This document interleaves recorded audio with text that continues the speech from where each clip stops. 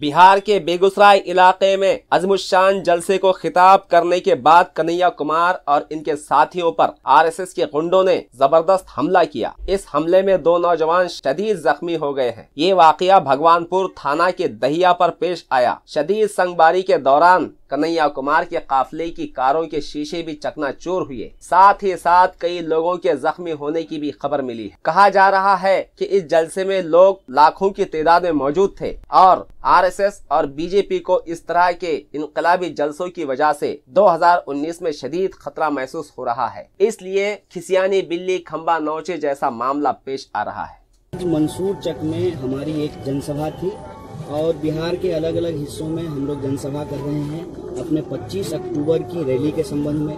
हमारा ये रैली हो रहा है भाजपा हटाओ देश बचाओ इस मुद्दे को लेकर के। तो जो हमारी रैली है उसकी जो तैयारी है और इस तैयारी के संबंध में जो जनसभा आयोजित हो रहा है उसमें जो लोगों का रिस्पॉन्स है, जिस तरीके से लोग जमा हो रहे हैं, इसको देख करके पूरी की पूरी भाजपा घबराई हुई है। और सुनियोजित तरीके से आज जब हम मंसूर चक की सभा से लौट रहे थे तो हमारे स्थानीय साथियों ने हमको बताया, क्योंकि हम स्थानीय जो भाजपा के कार्यकर्ता हैं इनको पहचानते नहीं हैं, वैसे भी भाजपा में कार्यकर्ताओं की कोई इज्जत तो होती नहीं है, इसलिए हम सीधे जो है मोदी जी से सवाल पूछते हैं। तो स्थानीय कार्यकर्ताओं को हम नहीं पहचानते हैं। स्थानीय हमारे जो साथी हैं उन्होंने बताया कि भारतीय जनता युवा मोर्चा से जुड़े हुए कार्यकर्ता थे। इन्होंने अचानक से हमारे गाड़ी के ऊपर हमला किया, पत्थर डंडे और धारदार हथियार से जो हमारी गाड़ी के ऊपर हमला किया गया और हमारे साथी जो हैं उसमें कुछ लोगों को चोट आई है।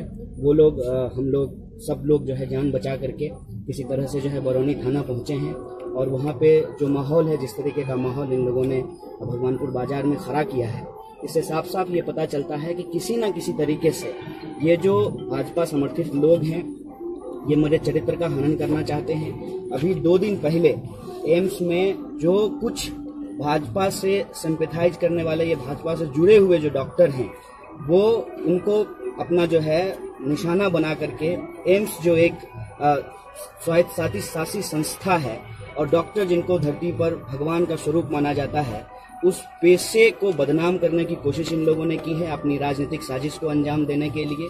और उस संबंध में भी हम जानते हैं और आप लोगों को भी बता रहे हैं कि ना जो है वहाँ पे किसी के साथ मारपीट हुई है। जो खुद एफआईआर किया है एम्स प्रशासन में उसमें लिखा है कि मिसबिहेव हुआ है, लेकिन बहुत सारे जो बीजेपी के लोग हैं वो स्टेटमेंट दे रहे हैं कि हमने जो है डॉक्टरों के साथ मारपीट की है। और आज भी जिस तरीके से उन लोगों ने हमारे ऊपर हमला किया है, कहीं ना कहीं हमारी छवि को ये लोग खराब करना चाहते हैं। जो हमारी रैली है, जो हमारा आंदोलन है, उसमें जो जनता का विश्वास उमड़ रहा है उससे ये घबराए हुए हैं। तो हमारे चरित्र को खराब करने के लिए और हमारे साथियों को डराने के लिए ये जानलेवा हमला किया गया है।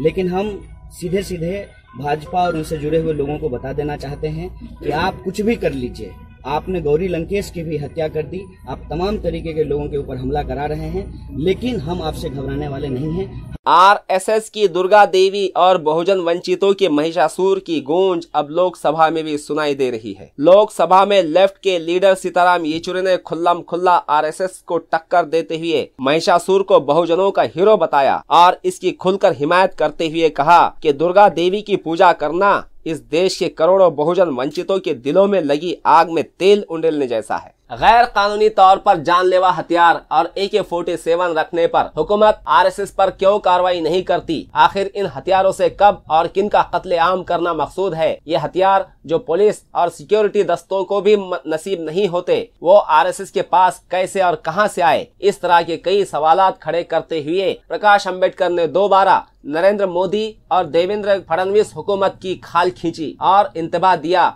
कि आरएसएस के चीफ मोहन भागवत समेत तमाम ही ऐसे हथियार बरदारों के खिलाफ गैर कानूनी हथियार रखने के केसेस दर्ज होने चाहिए, वरना हम अदालत का दरवाजा खटखटाएंगे। बुक्कलगुड़ा शाहगंज में कांग्रेस के नौजवान लीडर सलीम खान की मेहनतों के नतीजे में कांग्रेस की एल्गार यात्रा कामयाब हुई है। इसमें सैकड़ों लोगों ने शिरकत की है। BJP leader MLA Uday Singh Padvi के सौतेले सुलूक और जुल्म सितम से तंग आकर इनकी मजलूम सौतेली बहन ने खुदकशी कर ली है। इनकी बहन राधा पाड़वी ने इल्जाम लगाया कि इनके सौतेले भाई नंदुरबार के बीजेपी के एमएलए उदय सिंह पाड़वी ने इनकी जमीन हड़प ली है। इस वक्त पुलिस मामले की जांच कर रही है। हर साल बड़ी धूमधाम से मनाए जाने वाले दशहरे के रोज के रावण दहन के हिंदू त्योहार की मुखालफत अब पूरी रियासत में फैलती जा रही है। नासिक और पूना के बाद अब अहमदनगर में भी रावण दहन की मुखालफत में विद्रोही सांस्कृतिक तहरीक ने जिला मजिस्ट्रेट को मेमोरेंडम पेश किया और मांग की कि रावण हमारा महात्मा है और इसके दहन करने वालों के खिलाफ एट्रॉसिटी एक्ट के कानून के तहत कार्रवाई की जाए। बीजेपी और आरएसएस की हमेशा धज्जियां उड़ाने वाले जस्टिस मार्कंडे काटजू ने योगी गवर्नमेंट का खूब मजाक उड़ाते हुए कहा कि बीजेपी और आरएसएस मुसलमानों के निशानात को मिटाने ही में अपनी पीठ थपथपा रही है। लिहाजा इलाहाबाद का नाम प्रयागराज करने के बाद इसे चाहिए कि मुजफ्फरनगर का नाम मुरली मनोहर नगर, हमीरपुर का नाम हस्तिनापुर, लखनऊ का नाम लक्ष्मणपुर, बुलंदशहर का नाम बजरंग बलीपुर, फैजाबाद का नाम मोदीपुर और मुरादाबाद का नाम मन की बातपुर रखना चाहिए। मुसलमानों के मजहबी जज्बात को ठेस पहुंचाने का कोई भी मौका हाथ से छूटने न देने वाली बीजेपी ने महाराष्ट्र की दरसी किताब में पैगंबर इस्लाम की ख्याली तस्वीर शाये की है। इस पर पूरे मुसलमानों में बेचैनी फैली है और एजुकेशन मिनिस्टर विनोद तावड़े समेत पूरे बीजेपी और देवेंद्र फडणवीस गवर्नमेंट की शदीद मजम्मत की जा रही है।